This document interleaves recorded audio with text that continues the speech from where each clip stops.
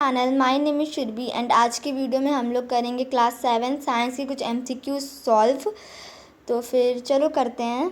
तो first question is green pigment present in the leaves is called, यानी कि जो ग्रीन पिगमेंट लीव्स में प्रेजेंट होता है उसको हम लोग क्या बोलते हैं? तो उसको हम लोग बोलते हैं क्लोरोफिल। फिर नेक्स्ट क्वेश्चन है हमारा बाइल इज़ प्रोड्यूस्ड इन, यानी कि ना इसमें बहुत लोगों को डाउट होता है बाइल कहाँ प्रोड्यूस्ड होता है एंड कहाँ स्टोर होता है। तो जो बाइल होता है वो स्टोर होता है गॉल ब्लैडर में एंड प्रोड्यूस्ड होता है liver. So the right answer is liver.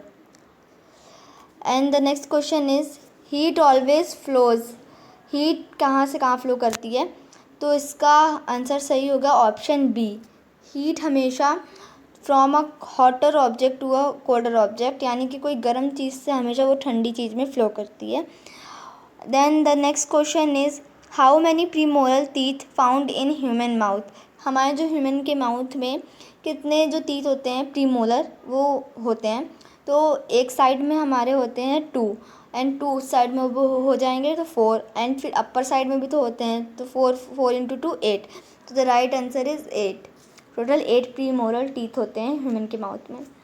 Some organisms live together and share both shelter and nutrition, this relationship is called, ये हमारा 5th क्वेश्चन है। तो इसमें बोला गया है कि कुछ ऑर्गेनिज्म साथ में रहते हैं और अपना शेल्टर और न्यूट्रिशन सब शेयर करते हैं, उसकी रिलेशनशिप को हम लोग क्या बोलते हैं? तो उस रिलेशनशिप को हम लोग बोलते हैं symbiosis.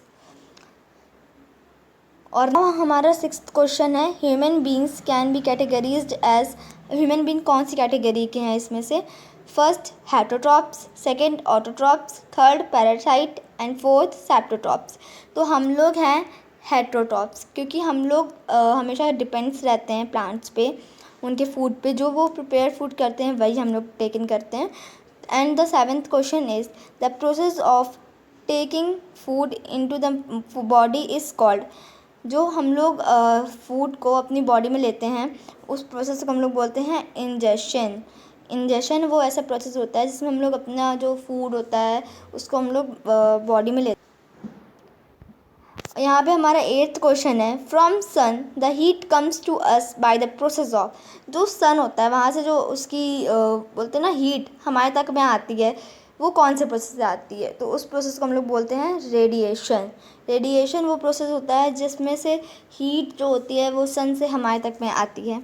Then the next question 9 is the finger like outgrowth of amoeba help to ingest food, however the finger like outgrowth of human intestine help to, इसमें बोला गया है कि जो हमारी बॉडी में एक आउटग्रोथ होते हैं अमीबा की तरह जो हमारे इंजेक्शन में हेल्प करते हैं।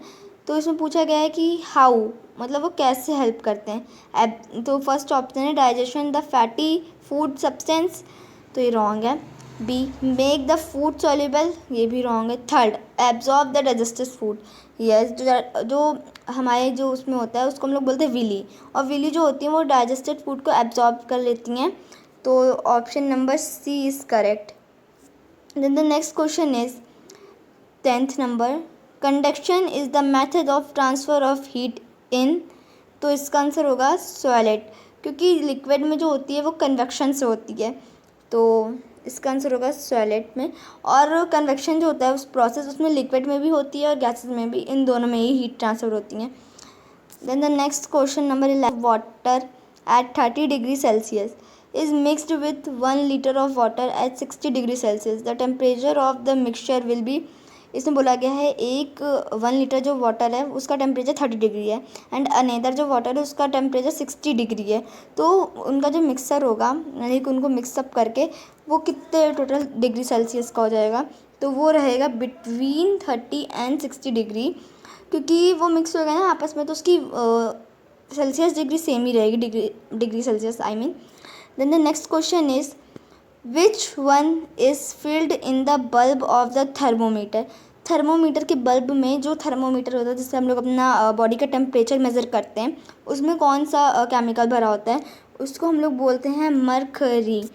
जो मरकरी होता है वो काफ़ी टॉक्सिक सब्सटेंस होता है और इसीलिए वो अगर कहीं जो हमारा थर्मोमीटर होता है वो किसी हार्ड ऑब्जेक्ट से टच होकर कहीं अगर ब्लास्ट हो मतलब ब्लास्ट हो जाए तो मरकरी उसकी फैल जाएगी, और मरकरी बहुत ही टॉक्सिक सब्सटेंस होता है, वो हम लोग को हार्म कर सकता है, हमारे इन्वायरमेंट को।